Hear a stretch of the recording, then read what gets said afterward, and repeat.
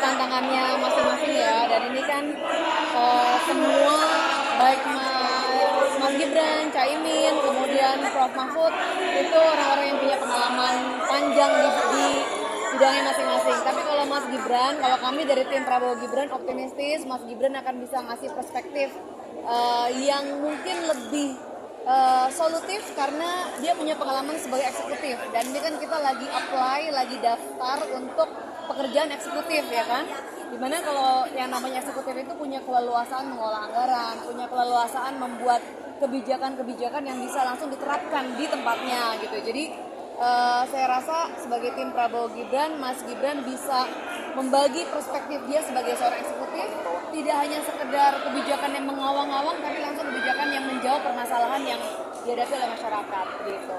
Ada persiapan khusus nggak sih Sis dari Mas Gibran sendiri dan tim untuk hari ini? Ya, kalau Mas Gibran tentu persiapan ada tim yang bantu untuk brainstorming, tapi lebih banyak Mas Gibran mungkin tinggal bagaimana Mas Gibran menyampaikan apa yang sudah pernah dia kerjakan sih.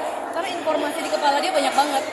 Dari perjalanan saya mendampingin Mas Gibran keliling-keliling itu, Mas Gibran sangat senang sebenarnya ketika ditanya permasalahan yang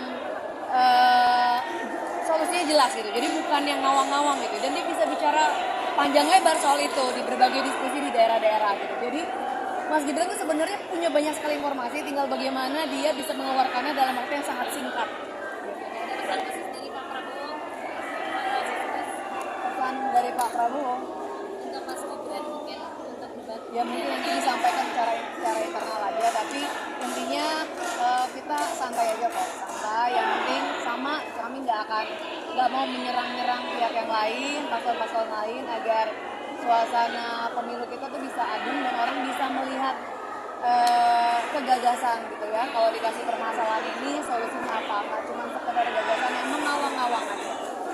Jadi saya yakin nanti Mas Gibran pasti bisa lebih jawaban-jawaban yang lebih apa ya, membumi kayak ketimbang ide besar yang terlalu mengawang-awang. Hari Rabu kemarin ada kelompok masyarakat mengatakan bahwa demokrasi melaporkan Mas Anies karena merasa pernyataan Anies Baswedan itu menyindir Pak Prabowo. Apakah laporan ini berasal dari TKN atau gimana? Kita nampaknya bukan dari TKN karena nggak dibahas di internal gitu ya. Jadi mungkin dari pihak luar. TKN sendiri menyikapinya bagaimana? Apakah disindir nggak dengan pernyataan Mas Anies di Jambi itu yang menyebut untung nobarnya nggak ada meja gitu, sambil menyindir soal Pak Prabowo yang bagaimana anggapan mereka ya? Biar masyarakat aja yang menilai. Kalau Pak Prabowo udah tebal, dia udah berapa kali pemilu gitu kan, nggak dimasukin ke hati, bahkan nggak dibahas di dalam grup gitu ya. Jadi kita nyantai. TKN sendiri nggak pernah tersindir dengan pernyataan Mas Anies. Biar masyarakat aja yang menilai. Ada strategi buat Mas Gibran aja. Kan selama ini Mas Gibran kepadang sedikit ngomong. Nah, ini bicara gimana? Ya justru itu mungkin hari ini kita bisa melihat yang berbeda dari Mas Gibran. Tapi saya rasa tantangannya adalah karena waktunya pendek banget sih Mas. Karena kalau waktunya nggak dibatasin seperti yang saya saksikan Mas Gibran kalau lagi diskusi di daerah-daerah, informasi yang keluar dari dia tuh banyak banget dan nggak pelit bicara sebenarnya. Oke. Itu berarti nggak akan ada waktu yang tersisa. Misalnya waktu tersisa Mas Gibran mengatakan udah cukup. Kan kadang susah. Coba aja kamu disuruh ngomong 2 menit, 3 menit, susah gitu kan.